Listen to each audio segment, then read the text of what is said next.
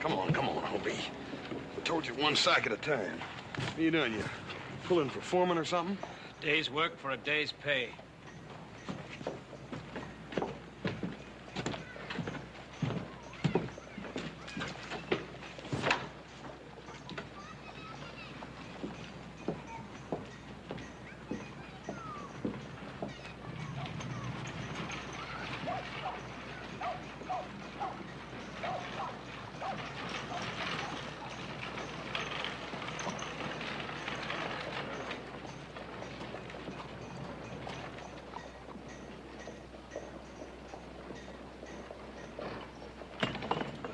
This man looks like he needs a drink.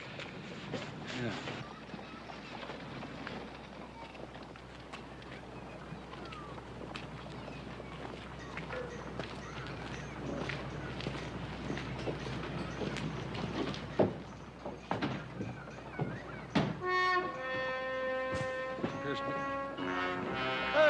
Hey, Hobie!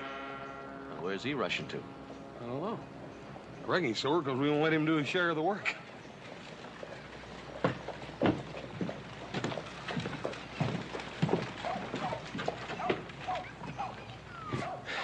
Would you mind moving your horse?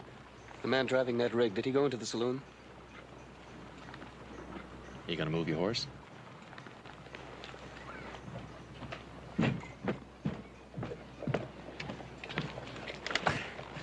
Adam, that burn Hobie run plumb out on us, right through that store and out the back door. Hobie? Hobie Clinderman? Yeah, you know Hobie? In a way. If you catch up with him, you tell him that it won't do him any good to run.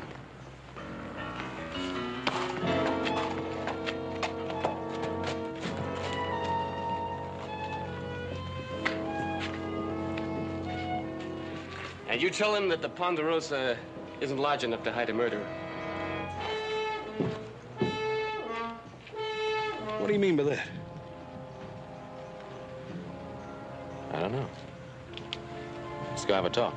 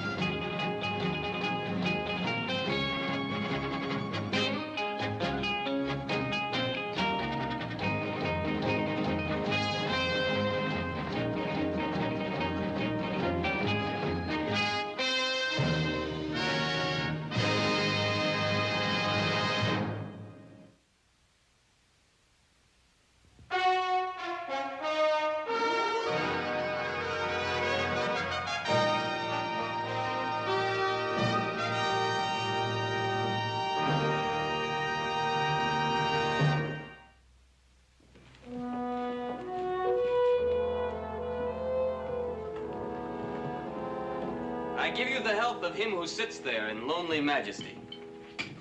Glad to see you again, gentlemen. You're just in time to drink a toast. To the Honorable W.H. Whitaker, Magistrate of the Commonweal, sometimes affectionately known as Hanging Harry.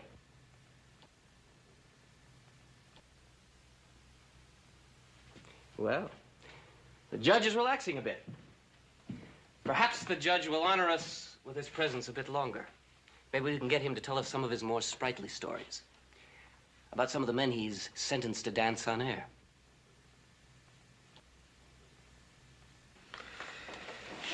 Who are you, kid? What do you want? To track down an elusive quarry. Truth. I'm a newspaper man, young but very articulate. I work for Horace Greeley's newspaper in New York City. And I've come out here to gather in a little of the local color. Oh, I see. You ever think about picking on somebody your own age? Why, now, you wouldn't want to deny me the right of free speech, would you? No, certainly not. Not with a judge of the Commonweal listening? You are listening, aren't you, Judge? Why don't you shut up? Why should I?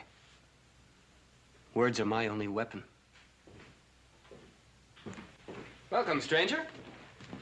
Allow me to introduce you to Hanging Harry Whitaker, the most famous judge in the territory.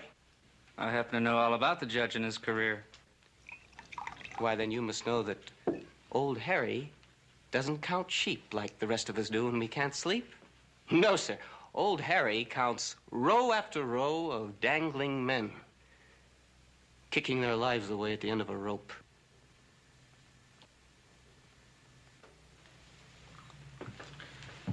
Well, there's nothing like a whiskey mouth. A little young, Judge. Anything we can do for you?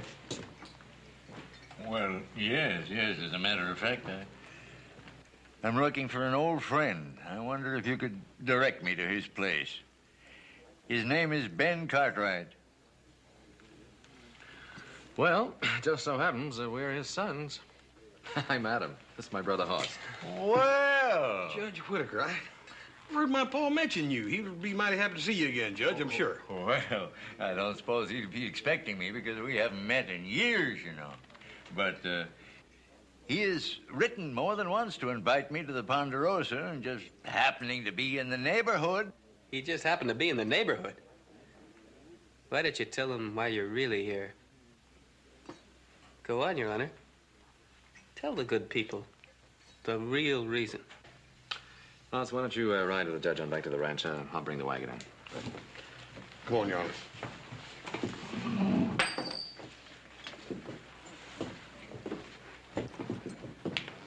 Now let's you and me have a little talk. One of the great and mighty Cartwrights, What do you mean about hiding murderers on the Ponderosa? My name is Jolly, Bob Jolly. It may help if I tell you that my father was Carl Jolly. A little over a year ago, my father was hung by the neck until he was dead. The charge was shooting a territory agent down in cold blood. Well, now, if my memory serves me correct, he was found guilty. There was evidence and, I believe, some witnesses. There was Hanging Harry Whitaker, you mean, so bloated with power over life and death he had no time for anything except keeping his reputation. And so, an innocent man paid with his life. I was in that courtroom in Pipesville. Your father was guilty. And he got a fair trial. If you were there, then you know he was railroaded.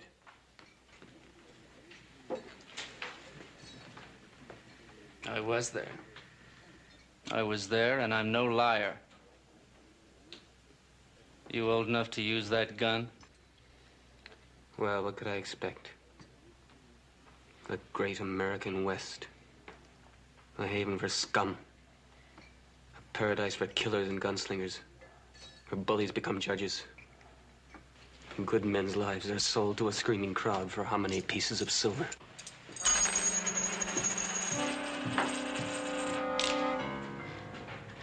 Why don't you just leave it right there?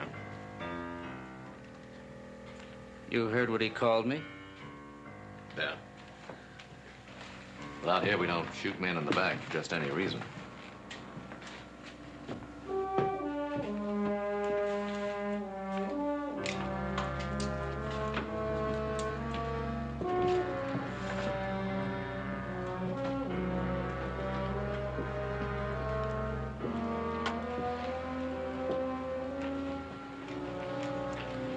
About your father. I wasn't at the trial. Don't apologize. He was only a poor homesteader, not really worth anyone's attention. Boy, you know, it wouldn't surprise me if you didn't end this day in a pine box. Why not? I think it goes rather nicely with this law-abiding part of the country. The remark you made about the Ponderosa, now, what was that supposed to mean? You know the meaning of it. You hired Hobie Clinderman. That's right, but what's that got to do with it? Hobie Clinderman swore my father's life away.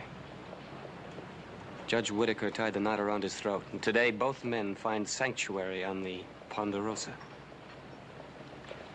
Now, do you know what I meant?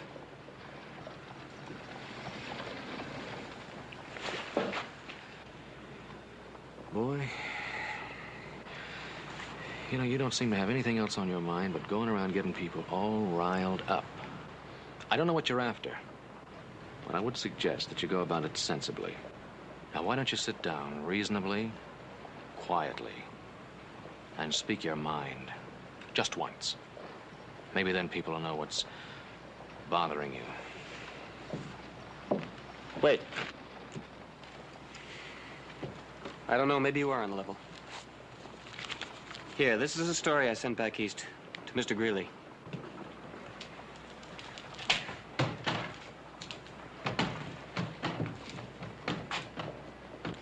It's about your father's bosom friend, Judge Whitaker. You read that, Cartwright, then you'll know what's bothering me.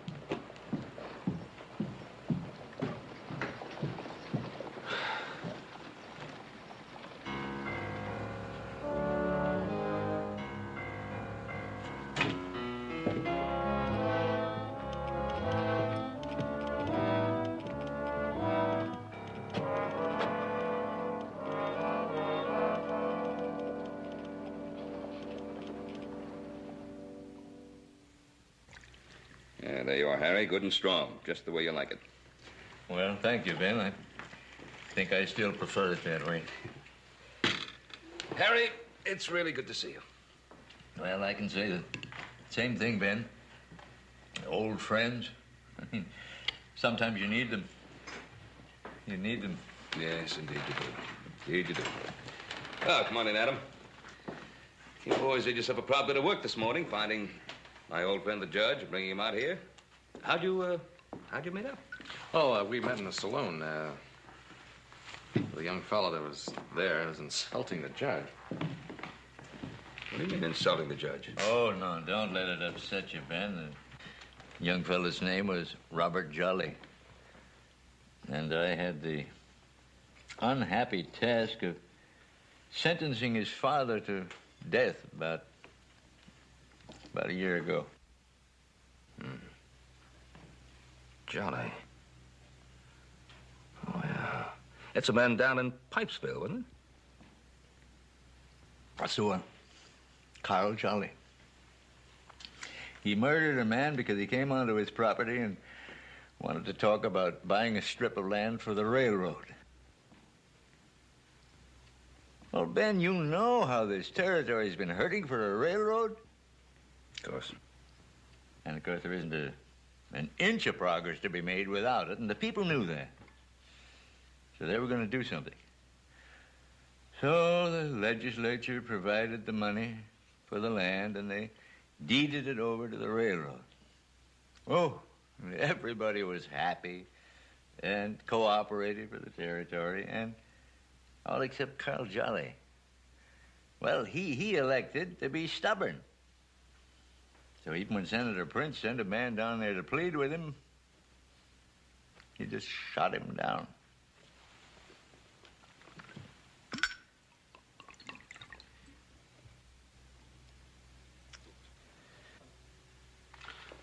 Well,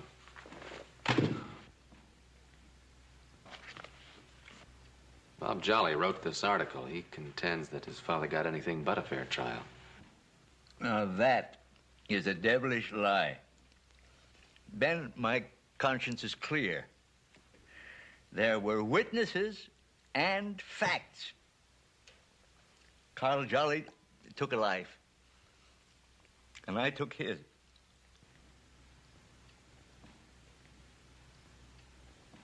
Well, that was my duty. That was my duty. I think, Ben, I'd better rest a little bit. Of course.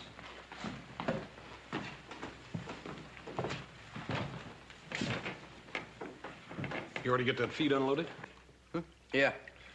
Yeah, Hobie gave me a hand with it. Oh, Hobie's back? How could he give me a hand with it if he wasn't back? Well, did you know that Hobie was a chief witness at Carl Jolly's trial? No, I did not. Yeah, young Jolly thinks it's kind of strange that the man that swore his father's life away and the man that put the noose around his neck are both here at the same time at the Ponderosa. I'll tell you something else about your friend the judge. Must be something that drives a man to the bottle before the sun is barely up in the morning. According to young Jolly, he hasn't sat in a courtroom for 6 months now. He just travels around from town to town, bar to bar.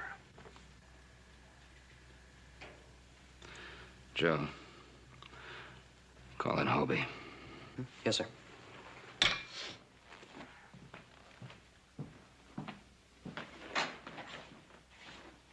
Hey, Hobie! Hobie! Adam, you do have a way of sticking your neck out for the underdog. Well, there's nothing wrong with that. Hobie.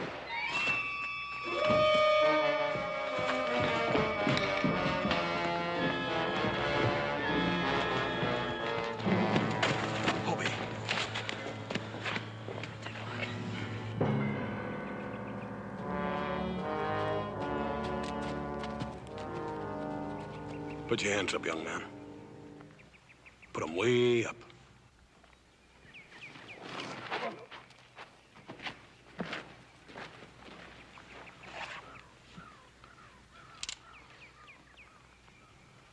You been fired? Yeah. I shot at a rattler about a mile back. Good. Maybe you can show us that rattler. I'm afraid I can't. I missed.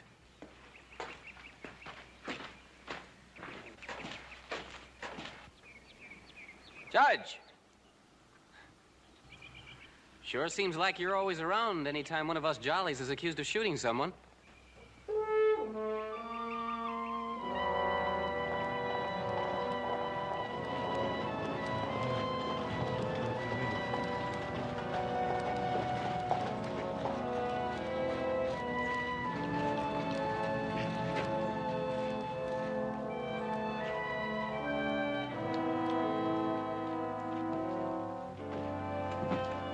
Howdy, Ben.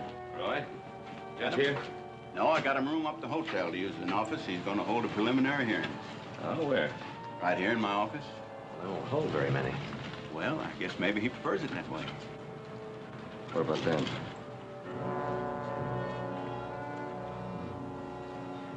Ben, I'm a loss. I just hate a noisy crowd, but I'm scared to death of a quiet one. Who riled him up? Who knows? All that takes is one voice and a good argument. Now, inside, I've got the son of a man who was hanged for murder. And only yesterday, he shot an innocent man. Has anybody proved that? No, but they all believe that he did it.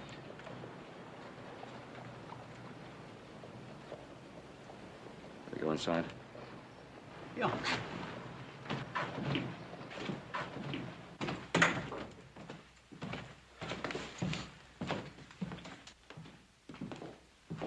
Morning, Mr. Jolly. Well.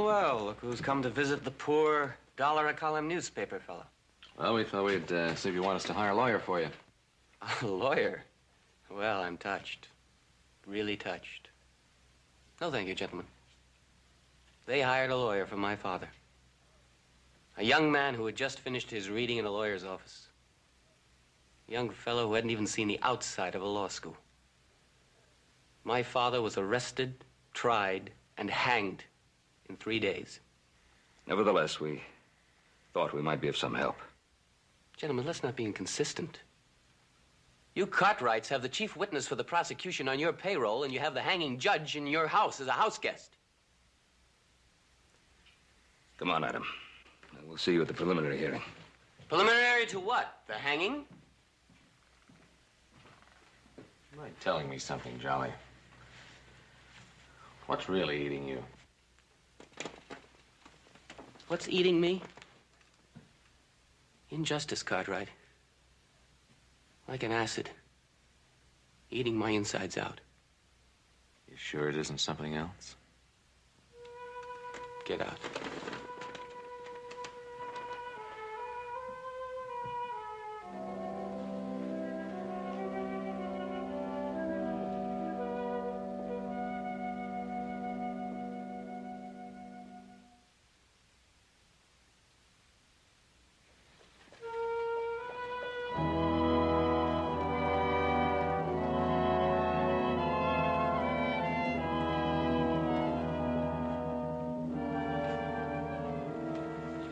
Doctor.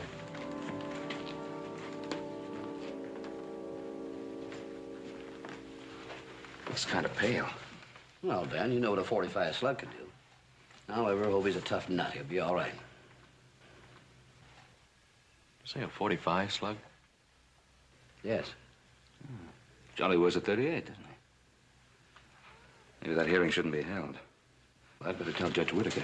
No, wait, hold on. Why don't we, hold off telling the judge about this for a little while, huh? What's on your mind?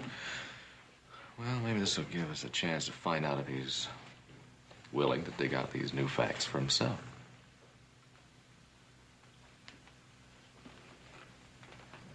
All right.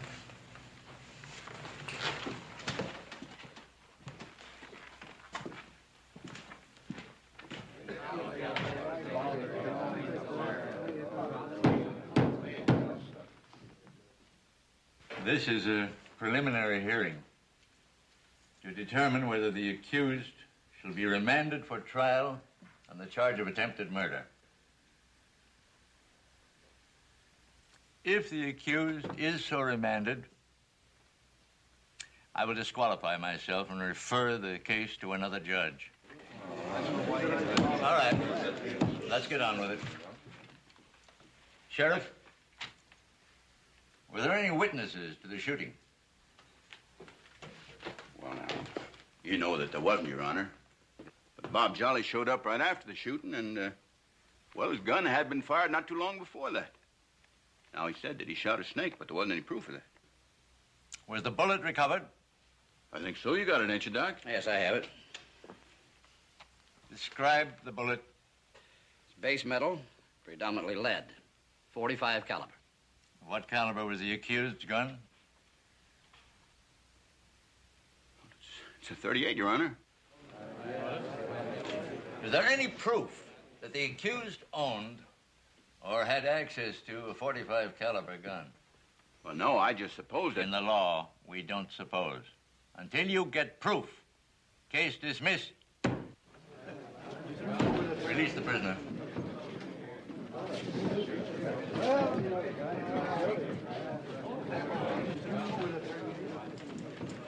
Harry, let's get back to the Ponderosa. Well staged, Your Honor. Very well staged. Jolly, I thought you'd be satisfied. I'll be satisfied when I get your friend, the judge, and Hobie Clinderman together. Your father was guilty. I did the right thing. I did the right thing.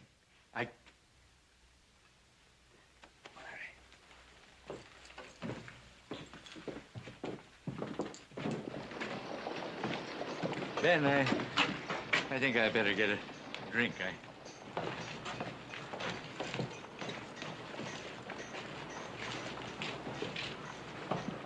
Well, there's one thing for sure. Boy in there's got a lot of courage. Either that or a lot of gall. Gall of courage. We better keep an eye on him while he's in town. He's not making any friends. That's for sure.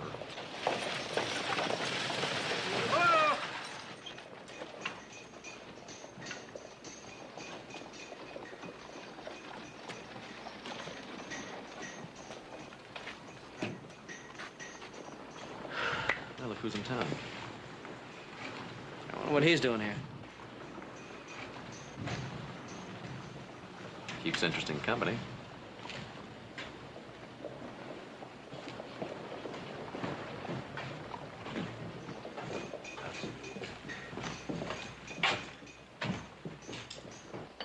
Harry, how are you? Hell, what brings you here? Well, Senator Prince, how are you, sir? Tolerable, Mr. Cartwright, tolerable. Well, Virginia City's honored. Thank you very much, sir. I am not here on official business. I just happen to be passing through. And, Harry, I was wondering, is there somewhere we could have a drink?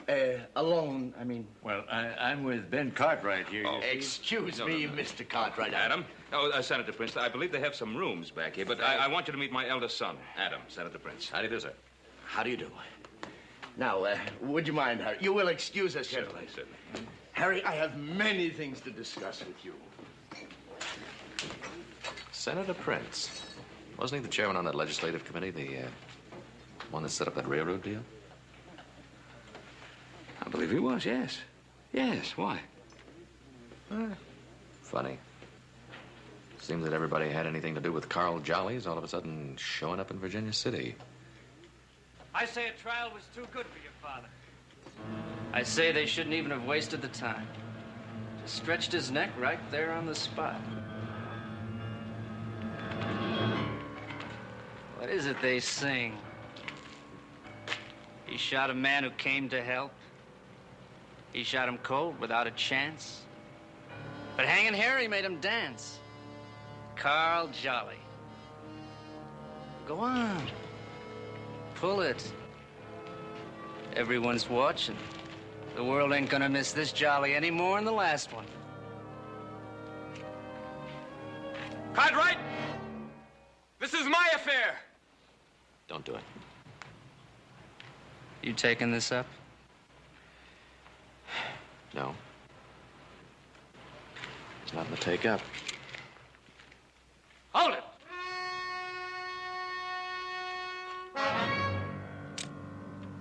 See, this is my business.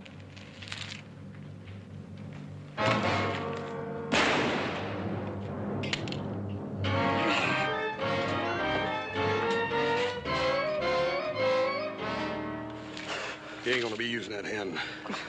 You use your feet. Clear on out of town. You're out of business.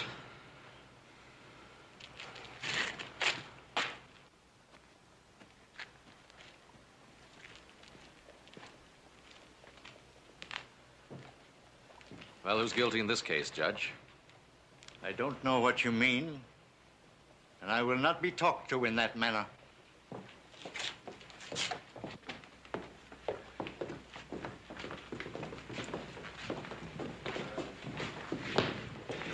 I mean no disrespect, sir. The man out there was a hired gunman, a professional killer.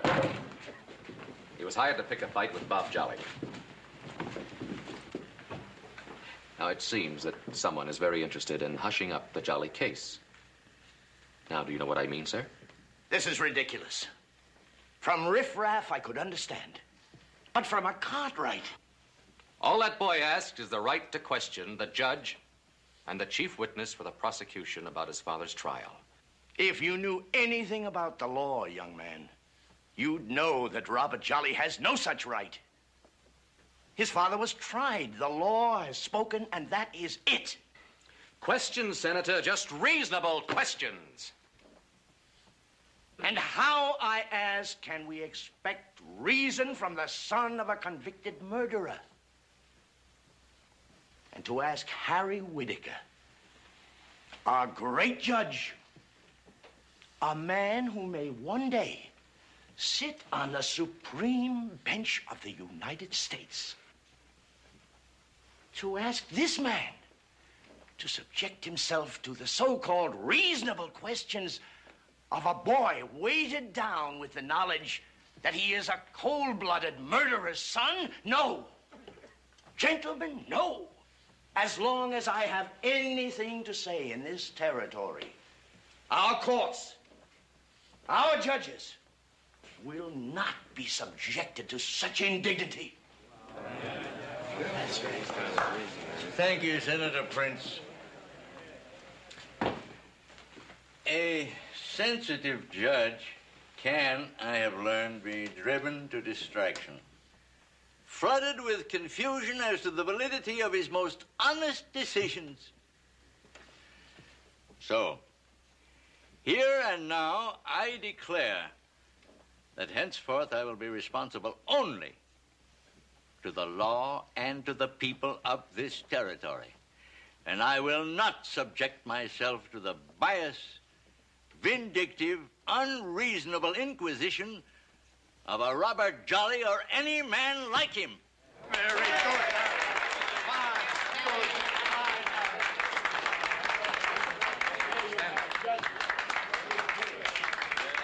Judge Whitaker! Just one more question, sir. I am not biased. I am not vindictive, nor unreasonable. And my name is not Robert Jolly. And my father has not been accused, arrested, tried, convicted, and hanged in 3 days for murder. Though maybe that's just through the grace of God. And I haven't been forced to chase a judge all over the territory to ask him questions, which I had a right to ask. How dare you? I dare, sir, because I've lived in this territory most of my life. I have part of its future, and I want to be proud of it. So don't deny me that. Now, Hobie Clinderman is going to be up and around in a couple of days. I am willing to meet the both of you here in this saloon Friday morning. But I leave that decision up to you, Judge.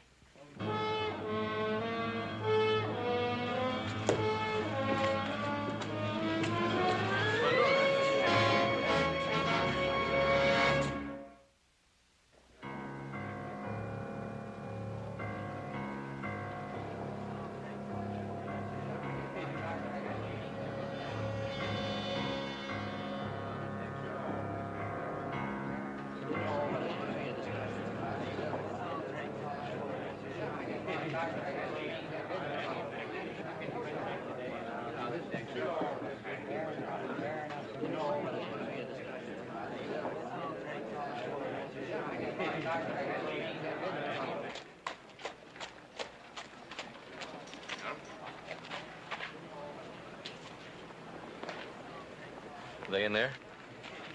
Yeah, they're waiting. It's a long trip. Had to ride all night. Adam. Did you get what you went looking for in Pipesville? I think so. I've spent 3 days gathering material about something I wish I'd never gotten mixed up in. Go on. Well, Judge Whitaker is your friend. But I don't believe he's the man you think he is. So I'm going to leave it up to you. You want me to go on with it?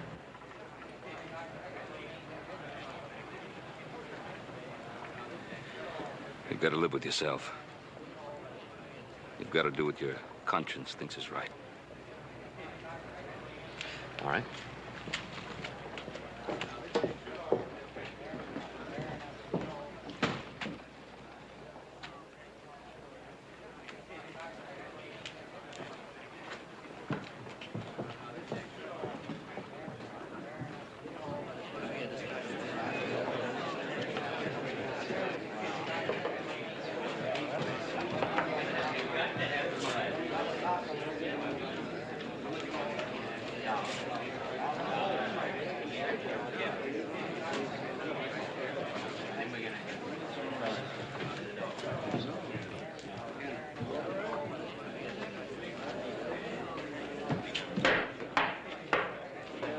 About a year ago, Carl Jolly, a farmer down near Pipesville, was tried in my court. He was convicted. I had to sentence him to death by hanging. Well, a few days ago, a young citizen of this territory by the name of Adam Cartwright demanded that he have the right to question me and Hobie Clinderman, who, by the way, was the chief witness for the people in the trial against Carl Jolly. Neither Adam Cartwright nor any other private citizen has that right. But for the sake of community harmony and for the fear that to do otherwise might be a disservice to the law, I extend to Adam Cartwright the privilege to ask me any question that he chooses. Thank you, sir.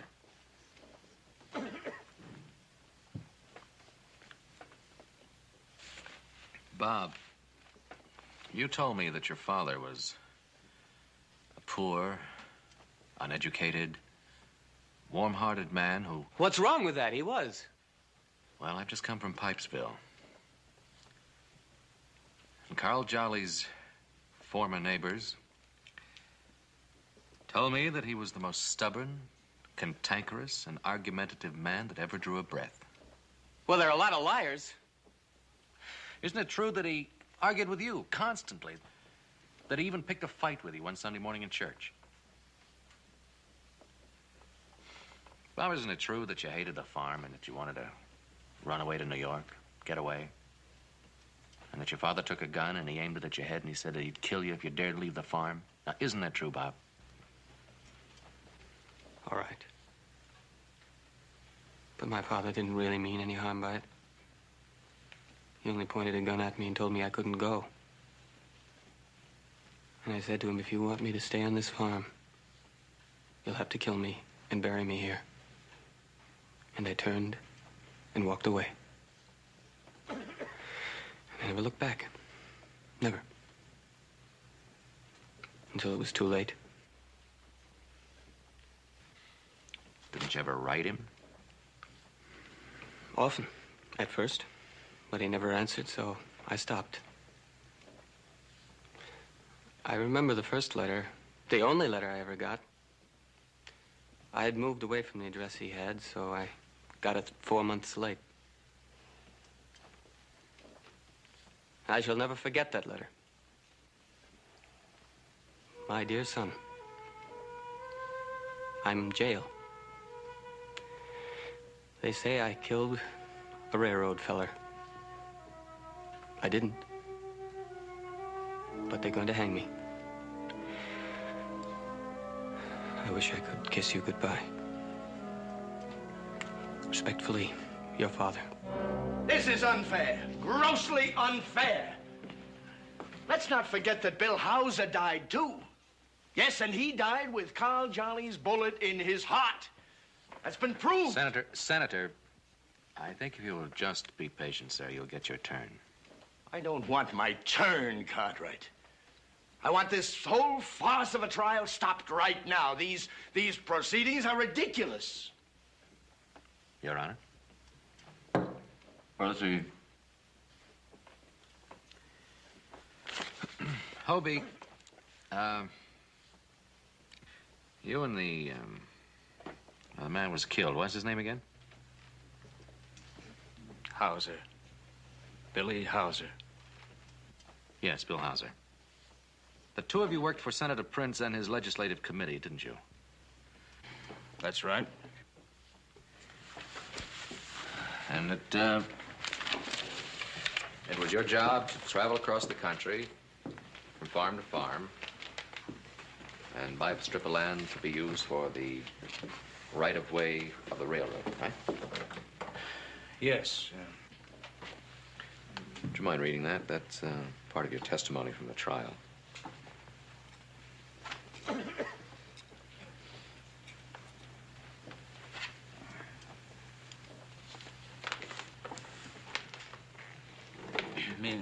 Me and Hauser tried to explain to Jolly about the good the railroad would do.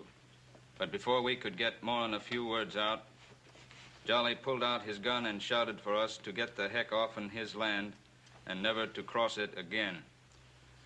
I always knew he was dangerous, and I was afraid. Me and Hauser wasn't carrying any guns, and this guy, Jolly, had murder in his eye.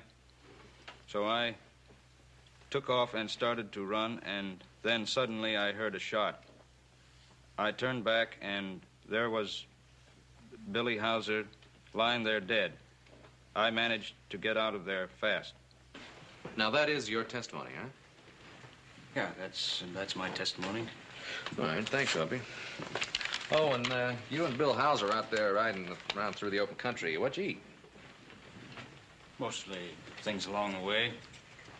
Sometimes a farmer'd feed us. Sometimes we'd build a fire. Cook a rabbit, squirrel, something like that. Rabbits and squirrels. How'd you catch them? Oh, we didn't catch them. We get close enough most times for a good shot at them.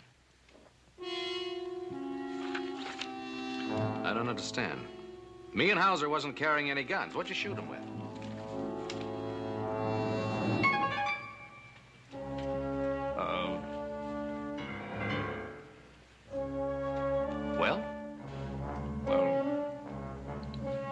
Sometimes we carried guns.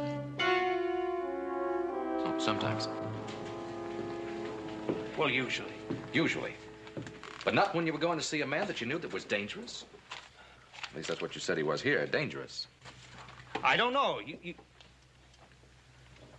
All I know is on that particular day, we wasn't carrying any guns. Well, why not? That doesn't make sense. I don't know. Oh, this is outrageous. This would never be permitted in a court of law. Why, this man Cartwright won't accept the witness' answers. Well, at least he gave you an answer. Judge, would you accept that answer? Yes, of course you would. You already have accepted it, haven't you? Now, why did you? Because in a court of law, a witness has the right to give any reasonable answer to a question. Judge, you're familiar with this country, its ways. Do you really believe that Hobie and his partner traveled around the country unarmed? Could be true. Could have been. Well, didn't you question it even once? I did the best I could. Judge, Carl Jolly's only hope in that courtroom was you. The record clearly states that he told you time and time again that Hauser was armed, that it was Hauser who drew on him first, and that he had to kill him in self-defense. But you wouldn't listen. You didn't even ask Hobie the simplest of questions to get at the real truth. But why not, Judge? Because you wanted Carl Jolly to hang? Because, like the rest of the town, you hated him? No. I despise people who descend to hatred. Then maybe that's why you've been running away these past few months. Because you're afraid of examining your conscience. Because you were afraid you'd end up despising yourself. But you're going to have to face up to it sooner or later, Judge. Because that's the kind of a man you are. If you weren't, you wouldn't be here today. Why, you'd have laughed at Bob Jolly the first time he accused you, or you'd have had him arrested for disturbing the peace. But you couldn't do it. Because basically, you're what my father says you are. An honest, honorable man. I would say this has gone just about far enough. Gentlemen, how can we sit here and watch a great public servant hounded and degraded? No.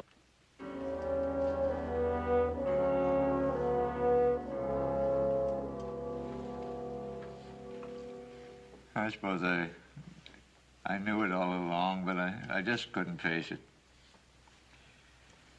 There were errors in the trial, but I did not know that they were deliberate. Hatred, no. I told myself it was love. Love of the territory, love of the people. I mean, they honored me, they respected me, and they looked up to me, and I dedicated my life to them and their welfare. But why couldn't this man see what a railroad would mean? How couldn't he see standing on that vital piece of land, heedless of his neighbors, and stopping every bit of progress in the territory just because he didn't care to change? But he was a human being, and he had a right to live. Perhaps if I'd known more truth about Carl Jolly, he would have deserved to die anyway. But my crime was that I didn't reach beyond enough to find the truth. The people made me their judge. And I tried one of my fellow men, and I failed to give him the full protection of the law. No judge can do a greater wrong.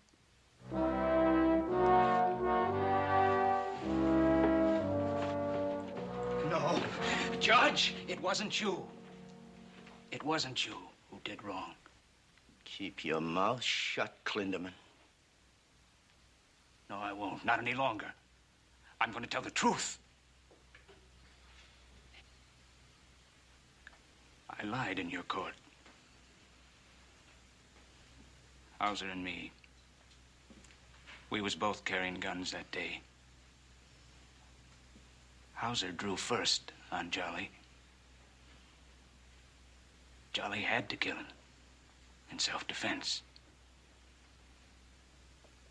Senator Prince told us that if we didn't get rid of Carl Jolly, Jolly would block the railroad. This is an outrageous lie. This man is making the whole thing up. Surely you don't take his word over mine. There will be an investigation, Senator. Not only of my judicial conduct, but of the perjury committed in my court and the procurement of that perjury, which is now charged to you. Sheriff? You'll never prove anything against me, you doddering old fool. My hands are clean. Oh, is that why you had Morton, a professional gunman, on your payroll? Maybe now we'll find out who tried to kill Hobie and who paid to have it done. You'll never prove anything. Well, we'll certainly try, Senator. Senator?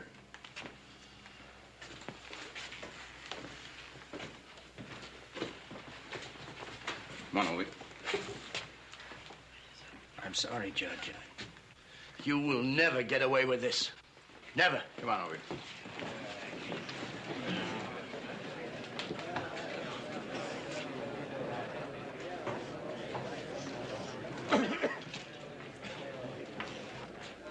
Thank you, Ben. Will you do something for me? Will you walk out of here with me to show these people that at least in your eyes I'm not a totally evil man? I'd be proud to, Judge.